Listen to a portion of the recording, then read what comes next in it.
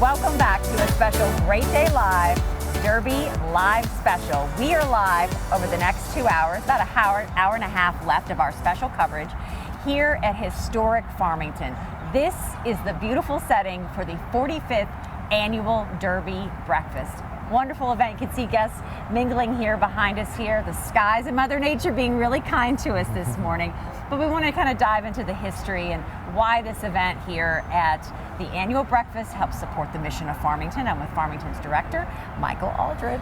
Thanks for having me. Wonderfully derby today with your bow tie and the colors. And everyone's so festive. Right. Happy Derby 150. Happy Derby. We've been waiting for this, right? Counting down to this big event. And I know you all have been planning for this special event.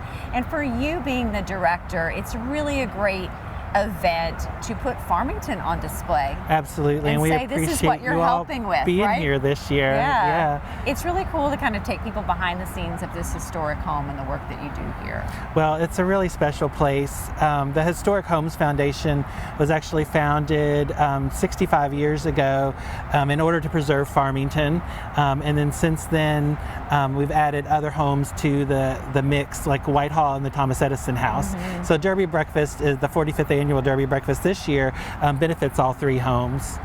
So for people that may not be familiar with the history of this home, I understand it does have some deep history with Abraham Lincoln actually staying here with the original owners of the family, which kind of looks like it was an important visit for him and how he wanted to move this country forward. It was. He was best friends with Joshua Speed, who lived here, and he lived with them in Illinois for a while, and then came to visit in 1841, stayed here for about 3 weeks, and we know that it was his first experience with the Southern plantation kind of lifestyle, and it definitely influenced his views on emancipation. Absolutely.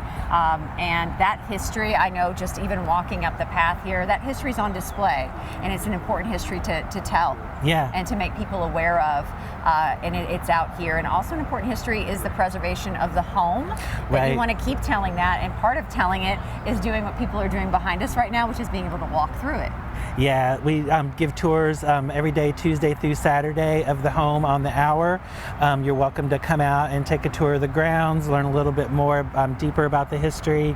But we're trying to preserve this beautiful property, beautiful 18 acres in the heart of the city. 18 acres here? Yeah. Oh so we do a lot of agriculture. People don't know about our agricultural imprint, but we have a pollinator field.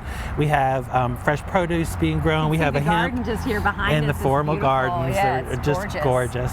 Absolutely. We're right next to Sullivan University. That's right. Just on the edge of the Highlands. It's just hard to believe we have this little carved out acreage, this little peaceful area right here. We have a lot of people come in, walk their dogs, you know. It's like a little park in the middle. Walking their dogs, and I thought they're, because you have neighborhoods kind of nestled all around us here. So the home's definitely, built in 1816. So you have to probably do a lot of different maintenance and repairs, which I'm sure can be costly. Yeah, it adds up. The preservation of a historic home is an ongoing effort. So we're always looking to raise funds to help with those efforts. We're finishing up redoing the back porch right now. Oh, wow. So you can see the new copper roof and the batting. Yeah, it's beautiful. And I'm sure too, for you, it presents a unique challenge that you want to maintain and restore, but you've got to use elements and materials that are true to the time. That's right. We have to be true to the historic. Michael. Yeah. That's just not. So we try to preserve as many things as possible. People keep asking about the post here. They're original, and they're like 8 inches thick solid wood. So